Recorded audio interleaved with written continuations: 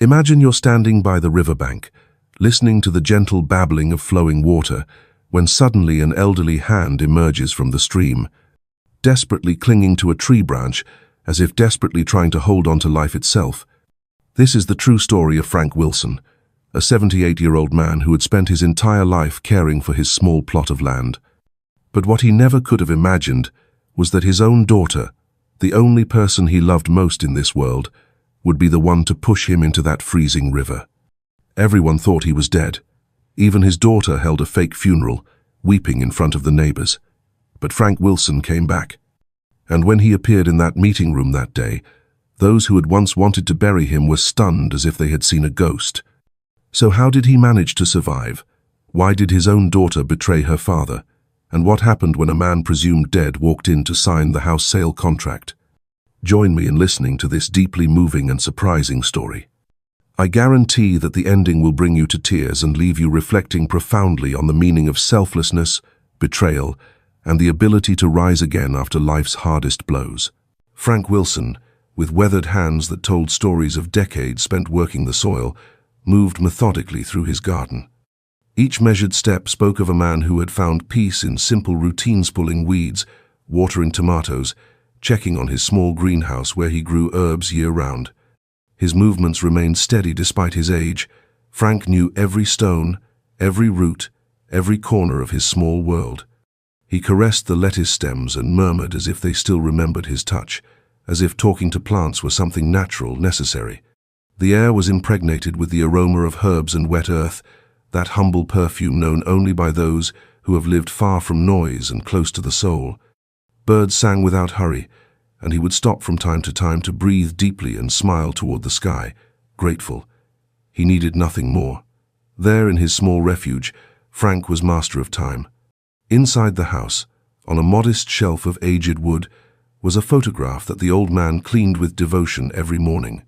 It was an old image, somewhat faded by the sun, where you could see Frank when younger, his skin weathered by work, holding in his arms a girl with dark hair and large eyes, his daughter April. In the photo, he smiled with a mixture of pride and tenderness, and the girl embraced him as if nothing in the world could separate them. Every time Frank looked at that image, his heart filled with memories of shared silences, of snacks under the trees, of songs invented on stormy nights. He was a single father, yes, but he never felt empty. He raised his daughter with effort, with dignity, without luxuries but with principles as firm as the roots of the walnut tree that gave shade to the patio. Sometimes he would talk to the photo, tell it how the flowers had grown, ask if she remembered the taste of the raspberries they harvested together, and in the silence of that simple house, those conversations were the only thing that broke the routine with a little human warmth. One morning, like so many others, Frank received a visit from a man in a suit who arrived in a new, shiny truck. The stranger introduced himself politely but with a smile that didn't reach his eyes, and offered to buy the property. He said they wanted to develop an eco-resort project in the area, something that would bring progress, movement, money. Frank listened in silence, arms crossed and gaze fixed. Then he walked to the gate and said he appreciated the interest, but that land had its history and was not for sale. The man insisted, mentioning tempting figures, but Frank didn't waver. With a calm but firm voice, he responded that this land had been his home, his school, his sustenance, his consolation, that he had buried his parents there, that he had seen his daughter grow there, that every corner was full of memories, and that one doesn't sell their memory like selling a pair of old boots. The buyer left angry without saying goodbye, while Frank watched him drive away from the porch, knowing that not everyone understands the value of the invisible. That afternoon, while preparing coffee with toasted bread and a little cheese, he heard the crunch of gravel on the entrance path. He looked out the window and saw a white car stop in front of the house.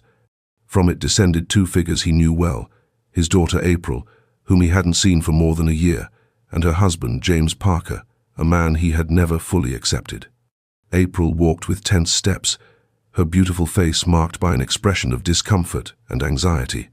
James carried himself with the practiced confidence of a businessman, but April noticed the way his jaw tightened when he looked at the old house, not from malice, but from genuine fear that their restaurant venture would fail without this property sale. His arrogance masked deeper desperation, They had already borrowed heavily against future success. Frank came out to receive them, wiping his hands with an old cloth, and said it was a surprise to see them there. April lowered her gaze before speaking and said with a hesitant voice that they needed to talk, that there was something important they had to discuss. Frank invited them in, but noticed that James preferred to stay standing, looking at the land like someone evaluating someone else's property. Then he understood that this visit was not out of nostalgia or love. Something in the air had changed, and although he didn't yet know what, his heart began to prepare for what was coming. As the evening wrapped the field in a mixture of golden shadows and fresh breeze, the three sat around the rustic wooden table that Frank had built decades ago with his own hands. The initial silence was thick, uncomfortable, as if each future word carried a weight that none dared to release yet. James broke the quiet with a calculatedly cordial tone, saying that, with all respect, the time had come to think about the future, about something bigger than that land stagnant in the past. He said that he and April had been evaluating a serious proposal, a real investment, something that could change everyone's life, and that the sale of that property would be the key to starting their own business, a chain of healthy fast food restaurants called Fresh and Fast that already had interested investors. Frank looked at him in silence while holding his coffee cup with firm, aged hands, and with a serene but unshakable voice, responded that he would not sell. He told him that this house was not just land and wood, it was history. It was memory. It was the only thing that still kept him standing. James insisted with a smile that was no longer kind, saying it made no sense to cling to the past, that progress doesn't wait for nostalgics. Frank, without raising his voice, interrupted him, saying he would not allow them to turn his life into currency of exchange, that if they wanted to grow, they should do it with their own means. But his house was not, and would not be for sale. The tension in the atmosphere became denser, and April tried to intervene gently, taking her father's hand and saying they weren't doing it maliciously, that they only wanted to help, that they were thinking of his well-being, that it was too much work for him to take care of everything alone. Frank withdrew his hand with a dry gesture and looked at her with sad but firm eyes, saying that help is not given by stripping the other of what they love, that he knew his daughter well enough to know when her words were not born from the heart, but from another's influence. April looked away and said nothing more. She knew her father had read her like an open book, as he did when she was a child and lied about small things, but this time the lie was bigger than any other. That night, the house already plunged in darkness and silence broken only by the field crickets, April and James locked themselves in the guest room. The discussion began with a tense whisper that grew as emotions overflowed. April reproached James for being too direct, that this wasn't how they would convince her father, that they needed patience. James looked at her coldly and told her patience had run out, that Frank was old, stubborn, and blind to reality. April, with moist eyes, responded saying he was still her father, that he had raised her alone, that he didn't deserve to be pressured as if he were a hindrance. James, impassive, replied that precisely because of that, they should act before it was too late, before he died there alone among chickens and useless herbs, leaving the house to the state or legal problems. He told her she should think like an adult, not like a guilty child. April sat on the edge of the bed and began to cry, hands covering her face, murmuring that she didn't know what to do, that she felt trapped between love and guilt. James approached, crouched in front of her, and with an even lower but sharper tone, told her that old man wasn't eternal, and if she really wanted to stop suffering, she should act. He planted the seed of fear by telling her that each passing day was a lost day, that the house was worth more than all the memories combined, and that she had to choose. Either let him go now and start a new life, or stay stagnant watching him consume himself among chickens, silence, and drought. He asked if she really wanted to see him die slowly, clinging to a piece of past that no longer existed, or if she would finally dare to free herself and him. April didn't respond. Her crying turned to silence, and in that silence, James knew he had won another piece of her will. At dawn, when everything slept except thoughts, April got up and went out to the porch. The moon was high, and the field slept wrapped in soft cold. She looked toward the garden where her father's boot prints still remained. She remembered when they played there, when he taught her the names of flowers and told her each plant had its own language. She closed her eyes and felt a knot in her chest that couldn't be untied. She knew what they were about to do had no turning back, But she also knew something inside her had broken long ago, a mixture of fatigue, frustration, and resentment that had accumulated in years of absence, in unresolved silences, in promises that had faded. James appeared behind her silently and told her it was time to think with her head, not her heart, that no one else would do it for her, that if she wanted to be free, she had to leave guilt behind. April didn't respond, just lowered her gaze, pressed her lips, and nodded slowly, like someone accepting a destiny they didn't ask for but could no longer avoid. Dawn wrapped the house with a thin mist that floated over the garden like a veil of unspoken regrets, and April, standing by the guest-room window, silently observed the silhouette of her childhood home, the moss-covered roof, the walls stained by years, the old fig tree outlined against the grey sky beginning to lighten. Her eyes were dry, but the emptiness in her chest weighed more than any tear. She thought of her father, of his slow voice, of the stories he told her when she was a child, of the times she saw him come from the field with bent back but erect soul. For an instant, she wished she had the courage to stop what was about to happen. She told herself she could still enter the room, wake him gently, and tell him the truth, tell him everything had been madness, that they should stop the nonsense, embrace, and try to be family again. But that instant passed like a warm gust, and in its place returned James's voice, his cold logic, his arguments sharp as knives hidden under sweet words. April closed her eyes and clenched her fists, trying to convince herself she was doing it for everyone, that her father was already tired, that the world had changed. And clinging to the past was as useless as holding water between fingers. She didn't turn back when she heard James's footsteps behind her, didn't turn around. He approached with a measured smile and told her it was time, that the day was perfect for a walk to the river, that they would do it quickly, cleanly, without pain. At dawn, the bird song seemed more intense than ever, as if nature were trying to cover the silence that was brewing in the corners of the soul. James came downstairs with firm steps, checking his watch as if it were any appointment. April followed without saying a word, with pale face and lips bitten from within. Frank was already in the kitchen preparing coffee with bread, and upon seeing them enter, his face lit up with a sincere smile that pierced April's chest like a spear. He said he had gotten up early because he felt that day would be special, that he had dreamed of his deceased wife, that in the dream she told him he wasn't alone, that someone was coming to visit him with good intentions. April could barely hold his gaze while James approached, and with that rehearsed kindness he also mastered, proposed going out for a while, going to the river like in old times, getting fresh air, chatting like family.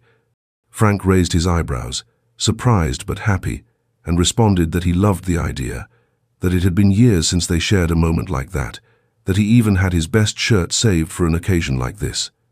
April wanted to stop him when she saw him go upstairs to change, but her legs didn't react. Minutes later, Frank came down with a light blue cotton shirt, well-pressed grey pants he hadn't worn in a long time, and a wide-brimmed hat that gave him an air of serene dignity. His smile was so clean, so innocently happy, that April felt her soul shrink like a dry leaf in winter. The walk to the river was peaceful, almost beautiful, as if the landscape had no idea of the tragedy approaching. Trees swayed gently, cricket songs faded with the sun beginning to warm the earth, and Frank spoke enthusiastically, remembering stories from his youth, pointing to places where he used to hunt, where he once hid from rain with April wrapped in a blanket, shivering with cold and laughing non-stop. April barely responded, swallowing words that wanted to come out but that James killed with a simple look. When they reached the riverbank, a wide place where water ran clear between round stones, Frank breathed deeply and said this place had always given him peace, that sometimes he dreamed of throwing himself in the current and letting himself be carried without resistance, like a leaf floating until finding its destiny.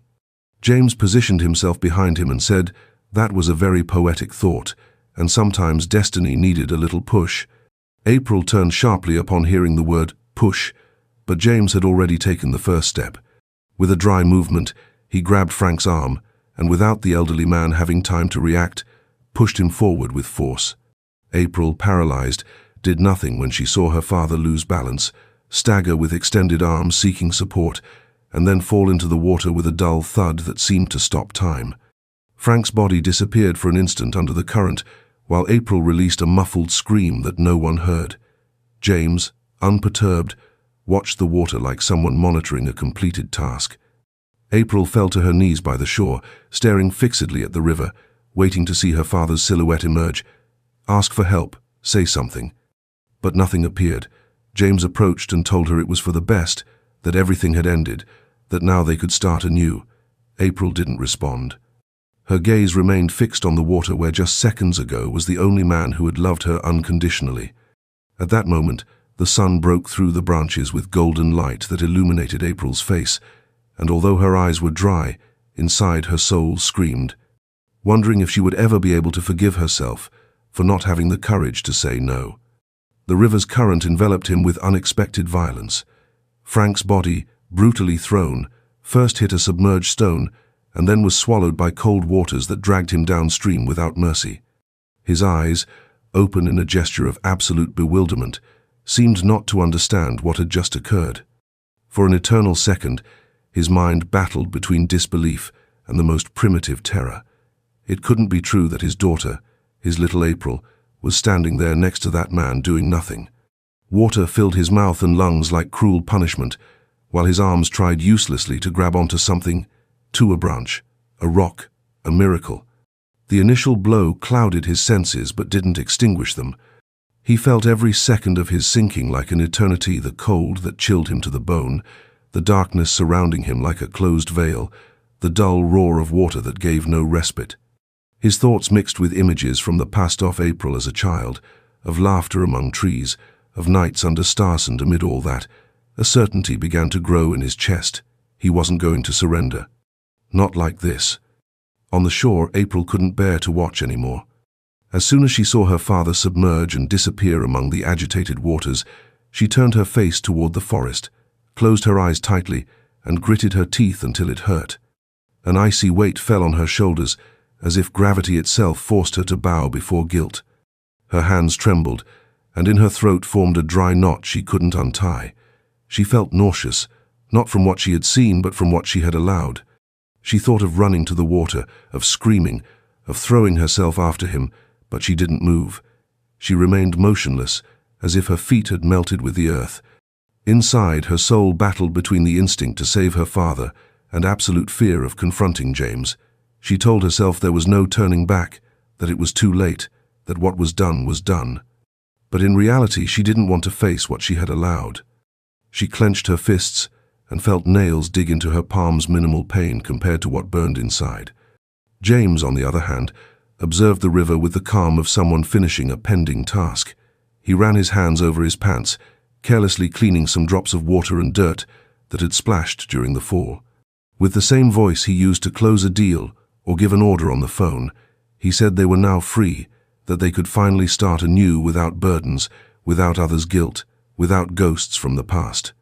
He looked at the river and said maybe they had even done him a favor.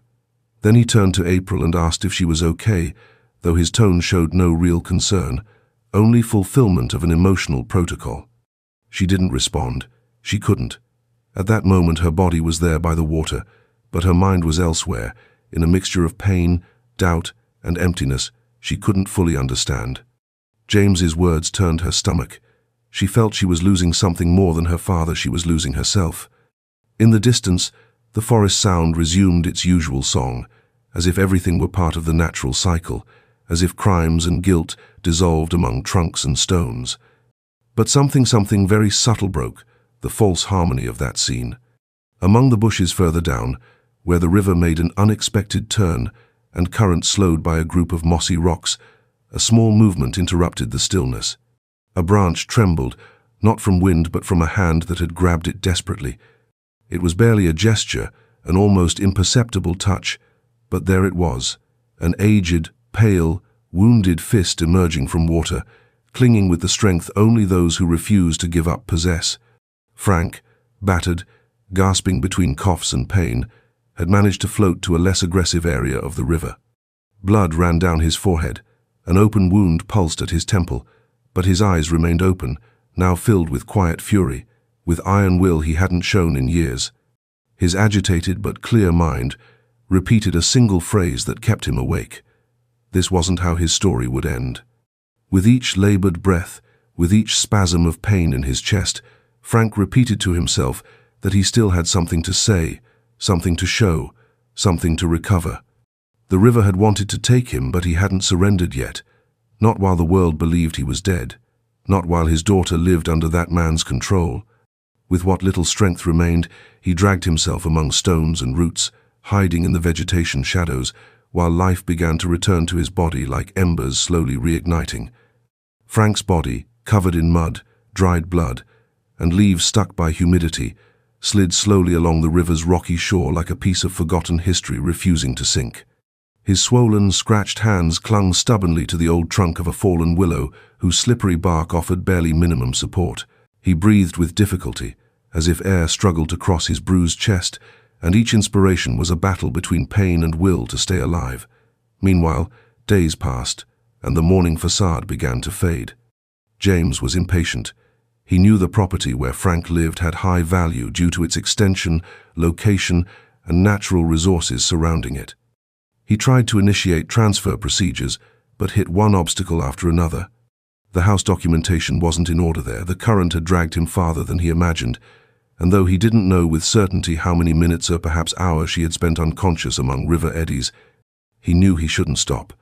Water still dripped from his clothes like tears from an exhausted body, and his eyes barely stayed open, heavy from the head blow, from cold, from fatigue accumulating in his bones like mud under fingernails. He murmured something incomprehensibly, a plea, perhaps, or a directionless prayer while dragging his body among roots and stones, seeking shelter, a sign, something to tell him not everything was lost.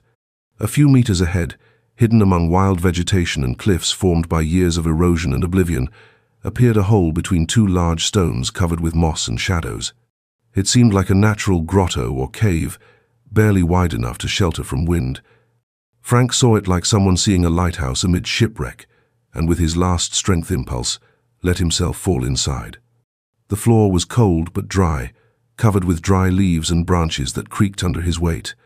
He lay with difficulty against one of the rocky walls and closed his eyes, feeling pain slide through his body like a rough blanket.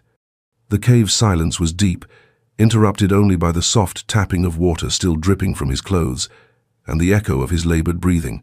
In that instant, Frank's body surrendered to exhaustion, and his mind slowly faded like a candle resisting death. He fell into deep, almost sinister sleep, where past images mixed with present darkness. He remembered April as a child running through the field, laughing among wildflowers. He remembered her voice calling him Daddy, with that innocence now seeming so distant. He remembered the betrayal, and then nothing. Time passed without measure inside that grotto, until a subtle, almost imperceptible noise broke the place's quiet, slow, dragging steps, accompanied by the metallic sound of a bucket hitting something. An older, thin man with face weathered by sun and years stopped at the cave entrance. His name was Luke Miller, and he was known by few in the region as a solitary fisherman who lived downstream in a small shack made with recycled wood and tin roof. No one knew much about him except that he spent days casting his net into water and talking alone, as if he carried inside more stories than he could tell. That morning he had gone out early to check his traps when he saw strange tracks on the shore, broken branches, bloodstains, traces of a dragged body. Following the instinct only those who have lived in nature possess, he walked to the grotto and found Frank motionless, covered in wounds, with pale face and dry lips. He approached cautiously, crouched beside him, and touched his neck with 2 fingers. There was pulse weak, but real. Then he murmured in low voice that the river hadn't wanted him, that maybe he still had something pending in this life. Frank woke hours later wrapped in improvised blankets made from fabric scraps and large leaves. The smell of fish and smoke reached him first, then light. Opening his eyes, he saw a man sitting before a small fire, stirring the contents of a metal pot. His head hurt as if 1,000 hammers struck from within, but he managed to sit up just a few centimeters, enough to emit a hoarse whisper, barely a thread of voice asking where he was. The man turned slowly, looked at him with a tranquil smile, and said he was safe, that he had found him half dead among stones and roots, and had to carry him like a sack of potatoes. Then he added, while offering him a cup with hot liquid, that the river hadn't wanted to take him, that this meant something, that maybe life hadn't finished with him yet. Frank observed him with distrust at first, but in that stranger's eyes was a peace difficult to fake. He took the cup with trembling hands, sipped some of the broth, and felt for the first time in a long while a warmth that didn't come from fire but from hope. Luke introduced himself without giving too many details, only said he fished to live, had no family, and didn't ask questions that didn't need answers. Then he told him to rest, that there would be time to talk, and turned again toward the pot, humming an old melody like the river. Frank closed his eyes, this time not from exhaustion but from gratitude, and while fire crackled softly, he understood that maybe just maybe Destiny's Current hadn't finished writing his story. For 3 weeks, Frank drifted between consciousness and fevered dreams, Luke's primitive medical care cleaning wounds with river water and applying mud poultices barely kept infection at bay. When Frank finally could sit up without dizzy spells, nearly a month had passed. His body bore permanent scars, a limp in his left leg, reduced hearing in one ear, and hands that shook when he was tired. Yet somehow he had gained something to, kind of sharp lucidity, a deeper connection with silence, with earth, with time itself.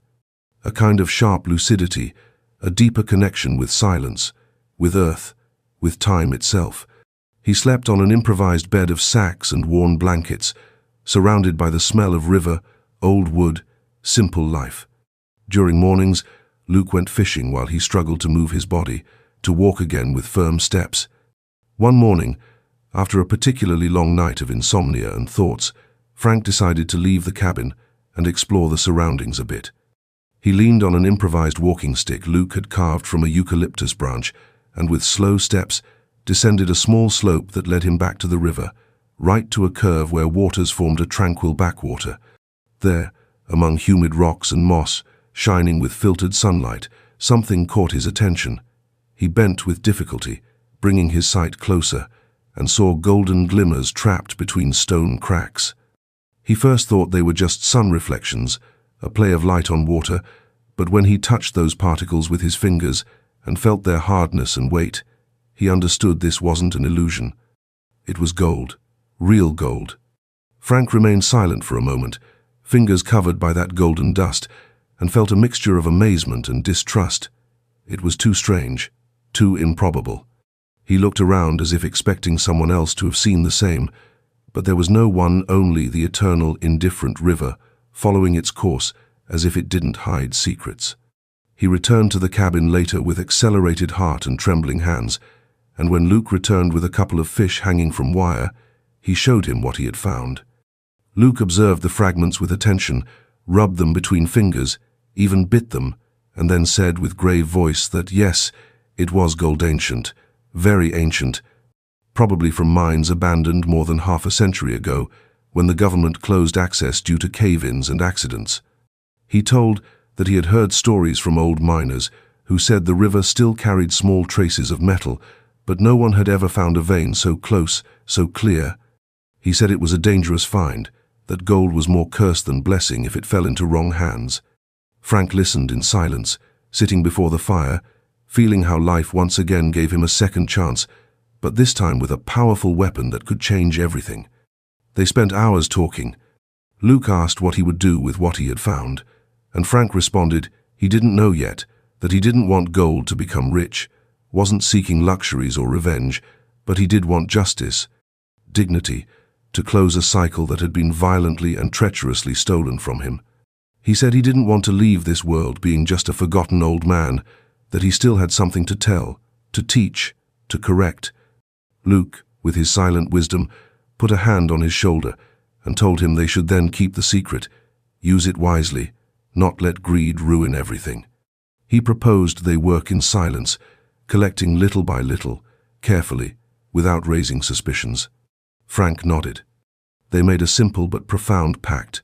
They wouldn't speak to anyone, wouldn't share the discovery until the right moment, and what they obtained they would use to repair what life had taken from them.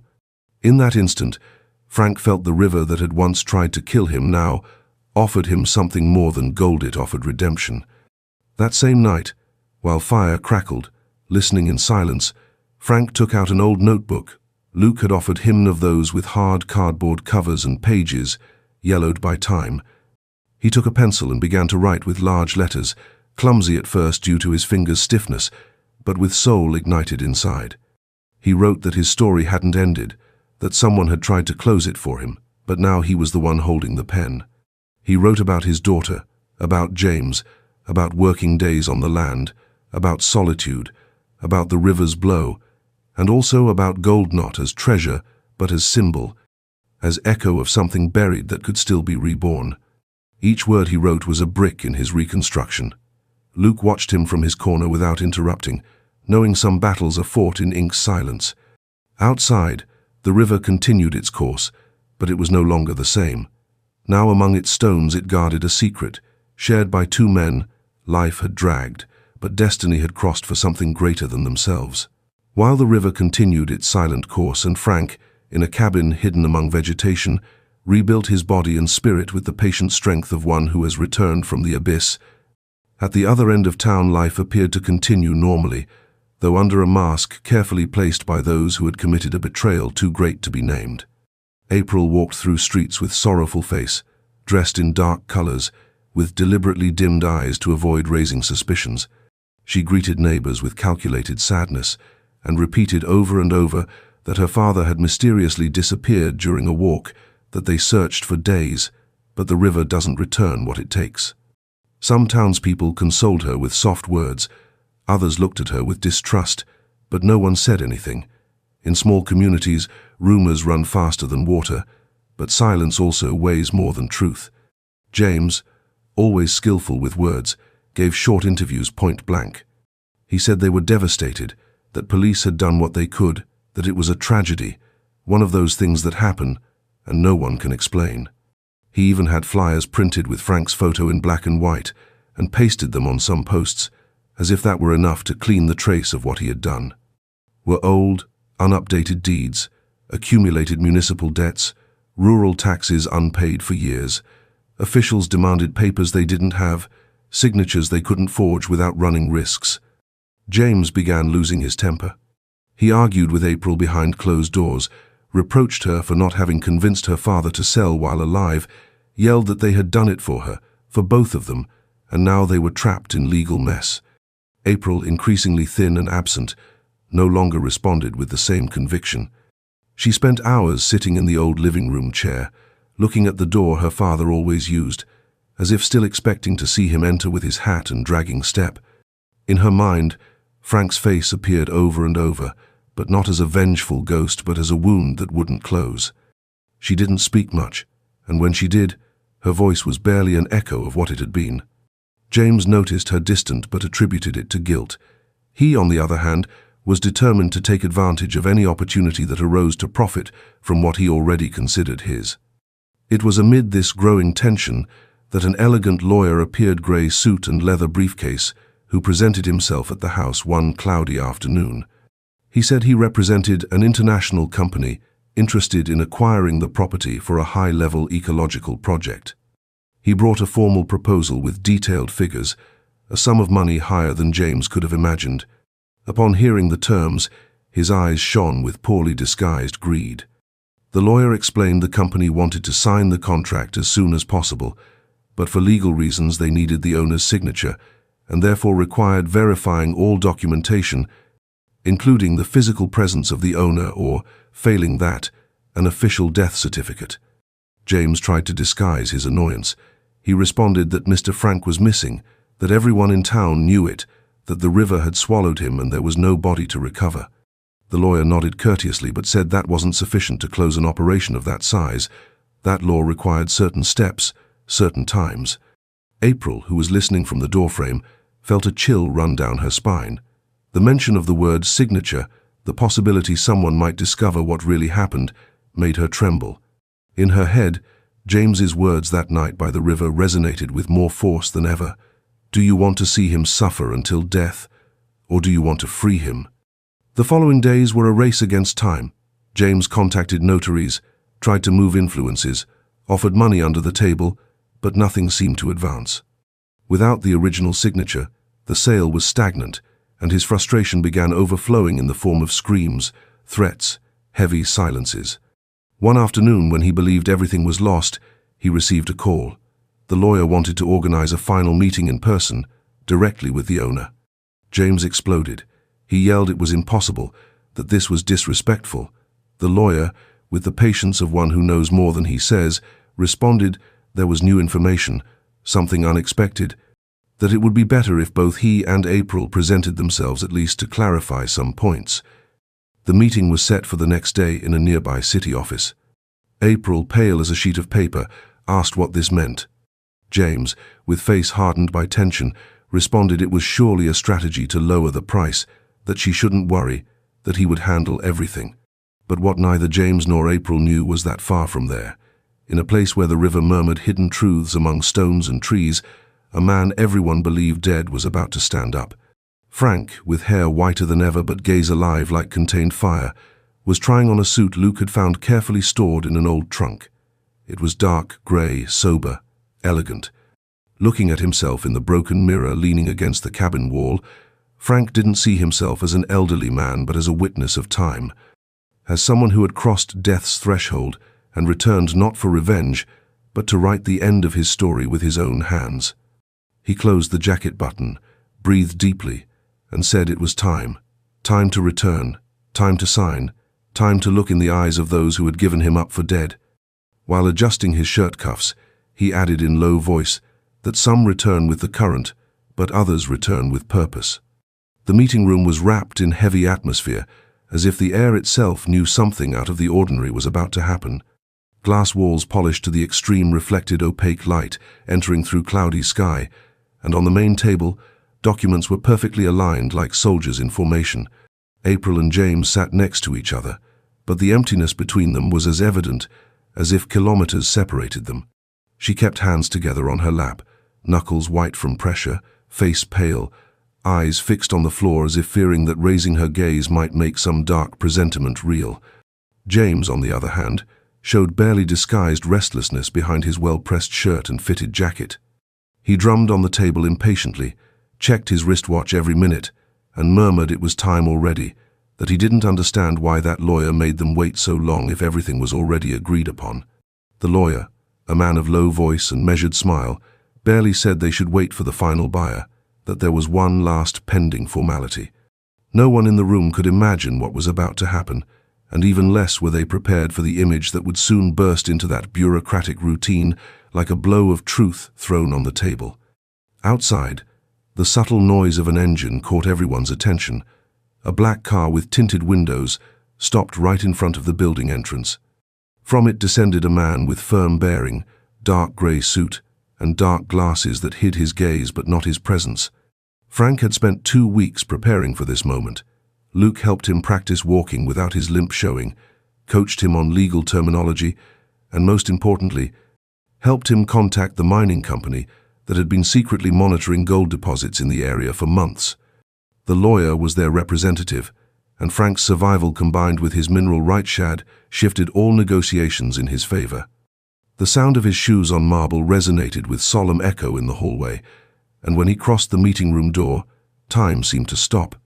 April raised her gaze, and her eyes opened wide, as if the universe had just broken before her. James, recognizing the face he believed he had buried not underground but underwater, paled with such intensity that for an instant he stopped breathing. He tried to stand, but his legs failed. His body collapsed with a dry thud against the floor, and assistants ran to help him while the lawyer, impassive, only turned the documents with measured elegance and said now they could continue because the legitimate owner had arrived. Frank said not a word upon entering. He slowly removed his glasses and stored them in his jacket's inner pocket, revealing eyes that were no longer those of the resigned, elderly man who once cared for his garden in silence, but those of a man who had returned from the abyss with something more than life with dignity. He sat before everyone with serenity that unsettles, as if not a single day had passed since the last time someone saw him. The lawyer slid the contract across the table with a slight movement, and while offering him the pen, said they were ready to close the purchase if he authorized it. Frank took the pen with firm hands, without hesitating, and while signing his name with steady strokes, said that sometimes what is thrown to the river returns with more value, that there are things not buried so easily, that water can drag a body, but not a story. No one in the room breathed. April cried silently, eyes fixed on her father, as if still doubting whether this was a miracle or punishment. James, now seated with two assistants' help, murmured between teeth that this was impossible, that it had to be a setup, but his voice was barely a broken whisper from fear.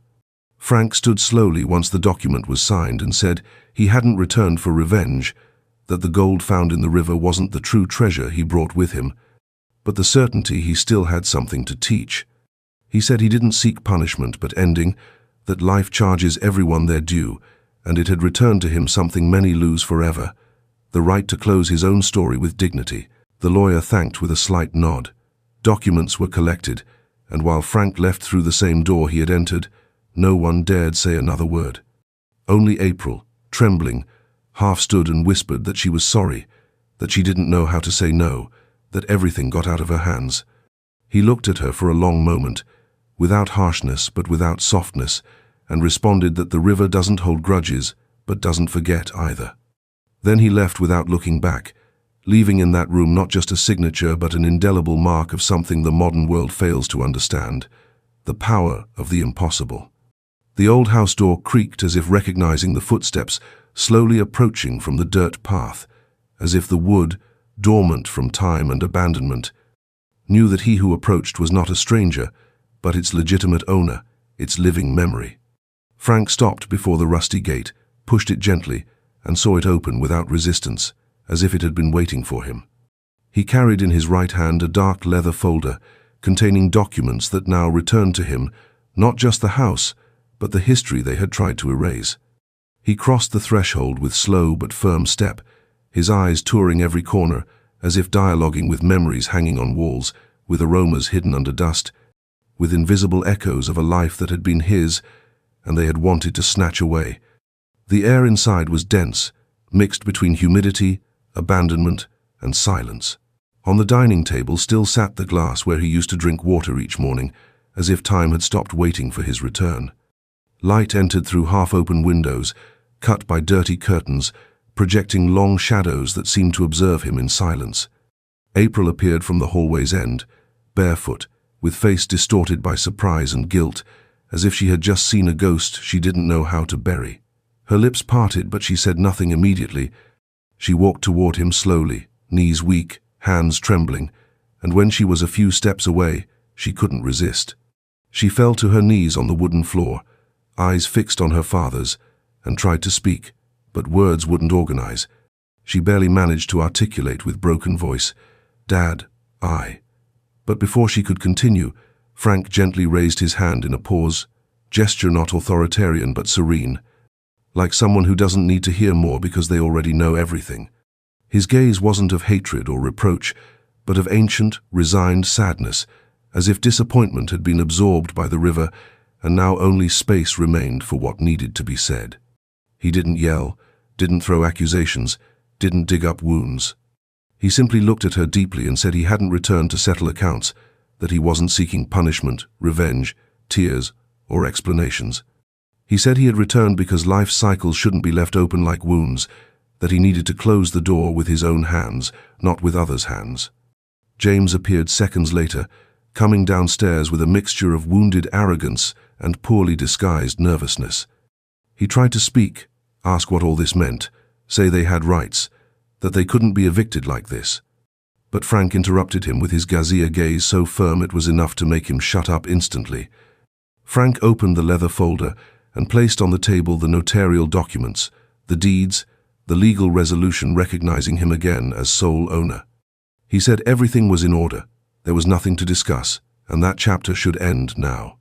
He walked toward April, who still remained on her knees, and extended her a sealed envelope with both hands. He said inside was enough money to start anew, far from there, that it wasn't a prize or reward but an opportunity. The envelope contained exactly $50,000 money that would cover their debts and provide a modest fresh start, but nothing close to the fortune they had imagined from selling the property. It was enough to survive, not enough to thrive, which Frank felt was appropriate justice.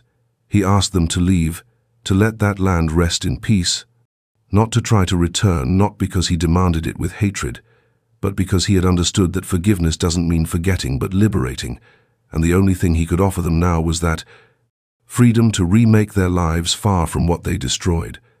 April took the envelope without saying a word. Tears fell down her face in silence, not expecting understanding but accepting she had lost something that would never return. James, muted, had no choice but to step back. He knew he had no power left, that everything had slipped away like sand through fingers. Frank turned and walked to the door. Before crossing it, he stopped for a second, turned his head, and said that house didn't need more empty voices, that memory couldn't be bought or destroyed, and that some roots, even when cut, remain alive underground, waiting for the right moment to sprout again. Then he went out into the evening sun, closing the door behind him with quiet peace that didn't need applause or witnesses, because true justice, that of the soul, never makes noise. But as Frank walked down the familiar path, he felt the weight of what he'd done. The money he'd given April came from the mining company's advance payment money that would eventually destroy this very land he'd fought to protect.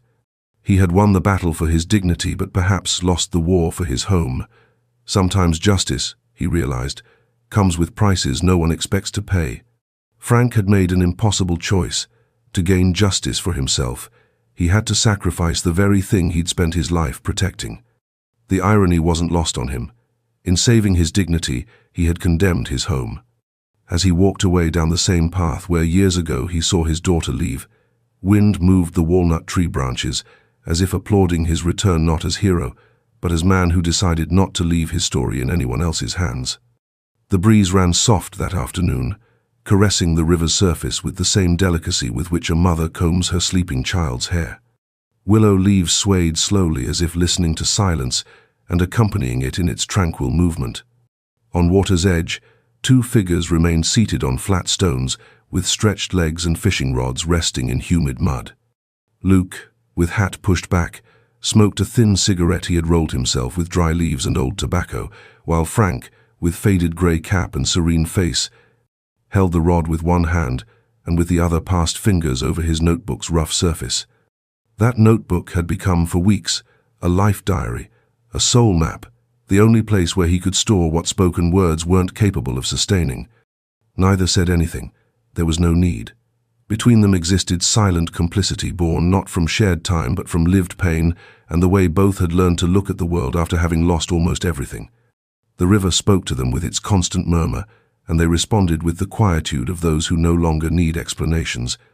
Frank leafed through pages slowly, observing his own handwriting as if it were another man's own younger, one who hadn't yet been betrayed or pushed into death's cold waters.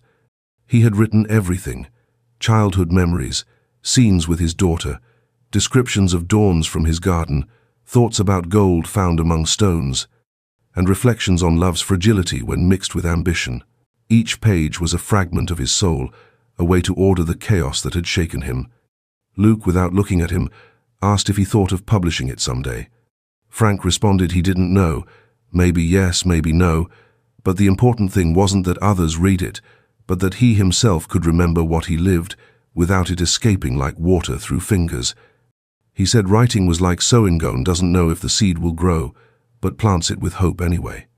Luke nodded silently and threw his cigarette to the ground, crushing it with his boot sole before looking again at the river as if all life's answers were there. As afternoon began tilting towards sunset, with orange tones painting sky and reflecting on water like a mirror guarding sun's memories, a small figure appeared running down the dirt path connecting the village to the river.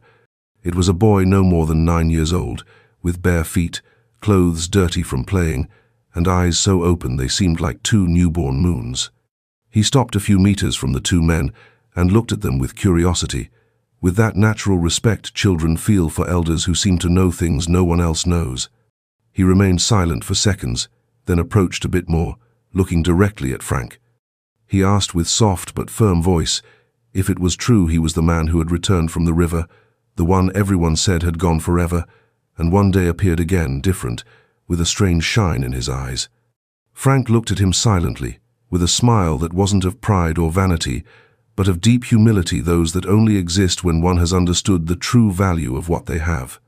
He responded he hadn't returned alone, that he had come back with destiny's current, that sometimes the river doesn't drag but returns what the world wanted to lose. He said the river taught him there are things that don't sink, no matter how much they want to bury them. The boy didn't understand completely, but nodded as if he did, as children do when they know words aren't important but what you feel when hearing them. Then he sat beside him and asked if he could watch how they fished.